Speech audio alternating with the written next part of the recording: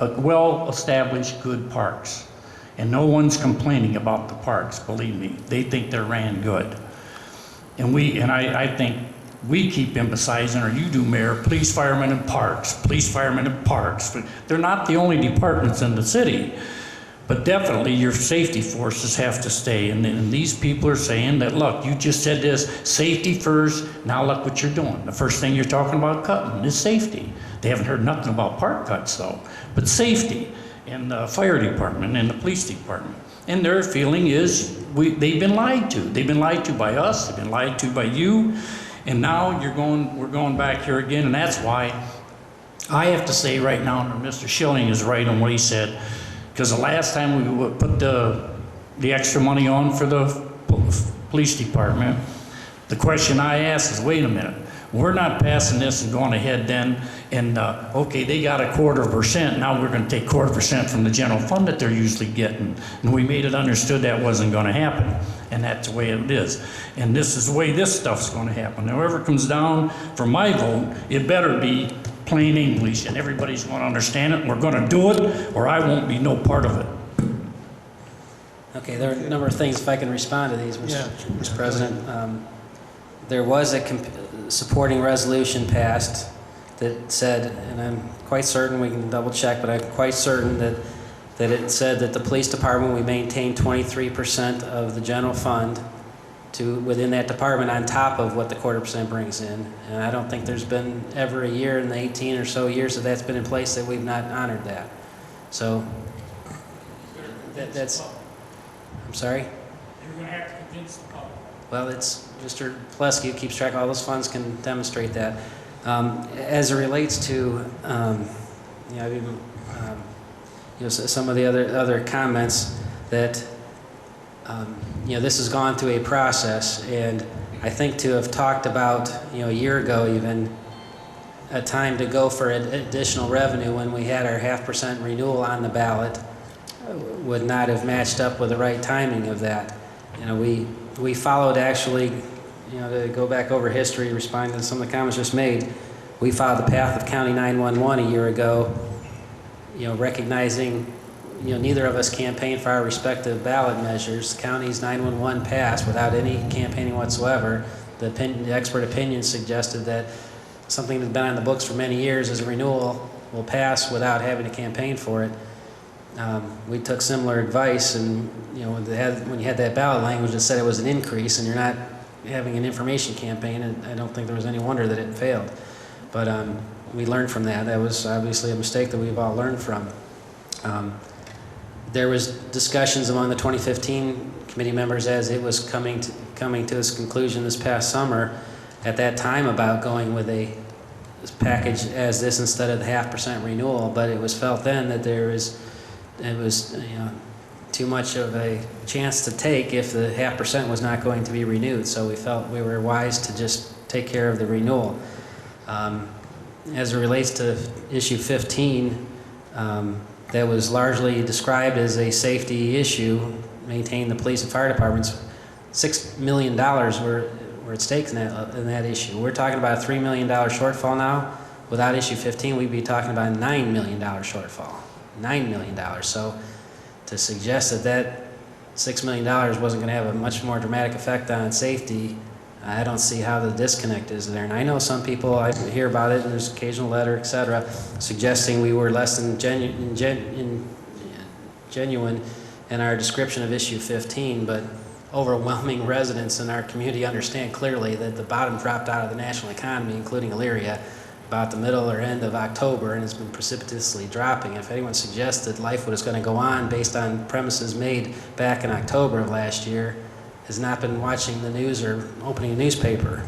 So, I think the overwhelming majority of our community understands that clearly. Those who want to find fault and want to suggest that government officials are less than honest, they're going to say such matters, and I know we face that. But we've been genuine, all of us here, in our effort in supporting 15, how we campaigned for it, that and its results. But these scenarios that are before you, to go back to Mr. Brubaker, your comment about addressing immediate short-term needs, we're going to, as I respond to Mr. Lockwood, we're going to have to take actions immediately. We cannot wait till any ballot initiative in May. There could be language that would suggest that we could fund these items that are in the scenario, perhaps, fund them, but have a provision that the first 12 months, let's say, those funds be used to, as quickly as can be, restore, the current fundings, current operations. That could be an option to address the immediate issue of fixing what our circumstances are immediately, and then addressing these at a time later. Thank you. Mr. Kirk? I guess Mr. Brubaker and Mr. Tanner stole the words out of my mouth. That, we're just trying to get over the hump right now, and not residents. If they really saw that you wanted to eventually spend $350,000 downtown for improvements in parks, I don't think they'd vote for it. Same with scenario 2 and scenario 3, it gets shot down. So I think we just need to maintain our basic services, try to get over this this hole we're in right now. Maybe just put this up as a temporary.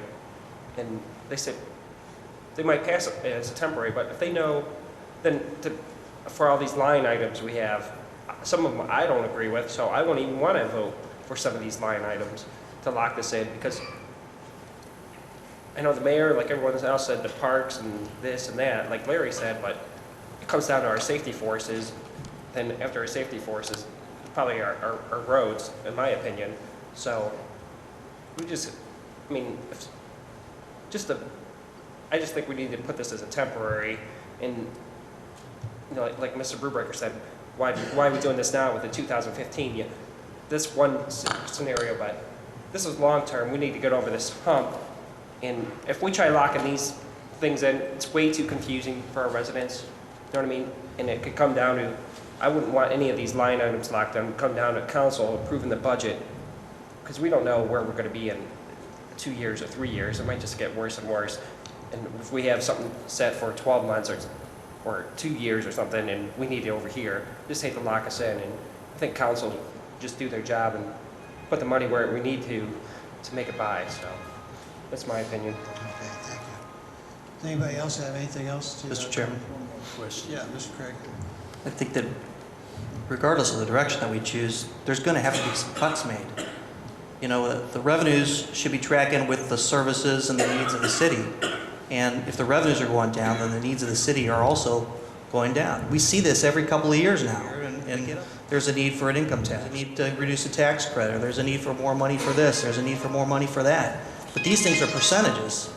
These aren't just straight revenues that are coming straight from the taxpayers. They're percentages of the jobs that are out there and the services that are demanded by the city. So one thing that I hope is that we had said that there will be some more options to report next week as far as the immediate actions that we have to take right now. And I'm hoping that those are options. Those are scenarios such as the ones, right here we've got some scenarios to raise revenues, but I'd like to see some scenarios as far as the different cuts, the different types of impacts, so we can really, as a council, make good decisions as far as where should we cut? What could we live without right now? And then we'll have a better idea of what's the shortfall at that point, and make another decision as far as, maybe there's a scenario 4 or a scenario 5 that we need to look at in a smaller increment. Okay. Mr. Chairman? Yes. Mr. President? Perhaps, we could start that conversation now. We've been deliberating almost endless scenarios. It might be helpful if you start the discussion for the next 10, 15, 20 minutes or so. Suggest to us where you think we should make our cuts, and give us some direction, administratively. Tell me right now what your thoughts are as to where we should prioritize our cuts. And we'll spend some time working on those scenarios to present some options, as early as Monday. So anybody that has some ideas of where they'd like to see us look for $3 million,